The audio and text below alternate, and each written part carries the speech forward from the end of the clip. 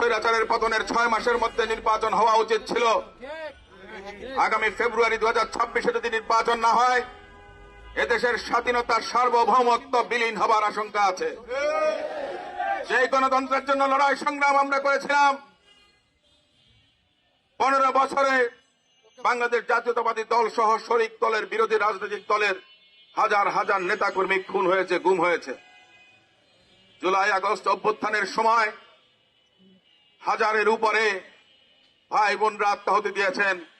তাদের রক্তের সঙ্গে এই সরকার যেন প্রতারণা করতে না পারেন, কিংবা কোন ষড়যন্ত্রকারী মহল যেন তাদের এই ত্যাগকে ভুলুণ্ঠিত করতে না পারেন, সেজন্য আমরা এখনো রাজপথে আছি। আমরা আগামীতেও থাকব। এদেশের মানুষের অধিকার আদায়ের জন্য আমরা সাধারণ জনগণকে সঙ্গে নিয়ে সব সময় রাজপথে সোচ্চার থাকব। আপনারা দেখেছেন কেউ কেউ নির্বাচন করতে চান। আমি আগেও বলেছি, নিরপেক্ষতা বজায় রাখার জন্য অন্তর্বর্তী সরকারের কয়েকজন উপদেষ্টা আছেন যাদের সতীর্থরা রাজনৈতিক দল করেছেন। তাদের ত্যাগকে আমরা সম্মান জানাই, শ্রদ্ধা জানাই। বৈষম্য বিরোধী আন্দোলনে যারা নেতৃত্ব দিয়েছেন তাদেরকে আমরা সম্মান জানাই। কিন্তু তাদের মধ্যে কেউ কেউ উপদেষ্টা হয়ে আপনার ভোটার হয়েছেন, কোনো আপত্তি নাই।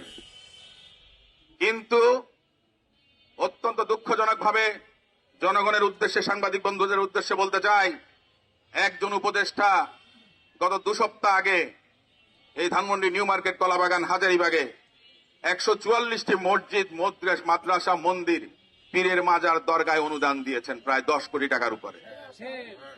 উনি সমগ্র বাংলাদেশের উপদেষ্টা। যদি দিতেন সমগ্র ঢাকা শহরে দিতেন, সমগ্র দেশে দিতেন। উদ্দেশ্য প্রণোদিত ভাবে শুধুমাত্র ঢাকা 10-এর যতগুলো প্রতিষ্ঠান আছেন সেখানে অনুদান দিয়েছেন। আমি এই অনুদান ফেরতের কথা বলছি না, অ্যাটলিস্ট ওনার জন্য দোয়া করছি, ওনার উসিলায় আমাদের অঞ্চলের এই প্রতিষ্ঠানগুলো কিছু সরকারি অনুদান পাচ্ছে। কিন্তু ওনার যে অসৎ উদ্দেশ্য, সুস্থ রাজনৈতিক চিন্তা করার মানুষ এই কাজ করেন না। এটা অনৈতিক, এটা অনৈতিক। এই ধরনের অনৈতিক কর্মকাণ্ড যারা করেন তাদেরকে এই সমাজ গ্রহণ করবে না। কারণ বৈষম্য বিরোধী আন্দোলন করেছিলেন এই উপদেষ্টারা দুজন। একজন দলের এখন নেতা বৈষম্য বিরোধী আন্দোলন করেছেন, বৈষম্য বিরোধী আন্দোলনের নেতৃত্ব দিয়েছেন। কিন্তু দেখেন 15 দিন আগে কি পরিমাণ বৈষম্য করেছে। শুধুমাত্র ঢাকা 10-এ অনুদান দিয়েছেন, সারা বাংলাদেশের আর কোথাও না। তার আগে তিনি বিভিন্ন জেলায় 5 কোটি 7 কোটি টাকা ওনার মন্ত্রণালয় থেকে অনুদান দিয়েছেন। কিন্তু কুমিল্লার মুরাদনগরে দিয়েছেন 450 কোটি টাকা। তার পাশে আরেকটি উপজেলায় দিয়েছেন ওনার আরেক সহকর্মী হাসনাত আব্দুল্লাহর উপজেলা, সেখানে 380 কোটি টাকা। এই ধরনের অসৎ উদ্দেশ্য নিয়ে যারা রাজনীতিতে আসেন তাদেরকে দেশের জনগণ প্রত্যাখ্যান করবে।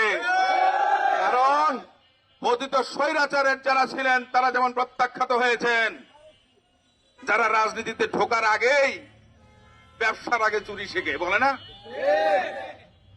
তাহলে তো পরিবর্তন হবে না। আমরা পরিবর্তনের রাজনীতি চেয়েছি। পরিবর্তন মানে এটা না যে মনের মধ্যে অসৎ উদ্দেশ্য নিয়ে জনগণের সঙ্গে প্রতারণা করার জন্য আপনি রাজনীতি করবেন।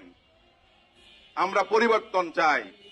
সে কারণে বলছে, কেউ যদি নির্বাচন করতে চান পদত্যাগ করে আসেন, রাজনীতি করেন। আমরা আমাদের দলের পক্ষে প্রচারণা চালাচ্ছি, ধানের শীষের পক্ষে, দেশনেত্রী বেগম খালেদা জিয়ার পক্ষে, জনাব তারেক রহমানের পক্ষে প্রচারণা চালাচ্ছি। আমরা জনগণের কাছে আমাদের আহ্বান, ধানের শীষের পক্ষে জোয়ার তুলুন।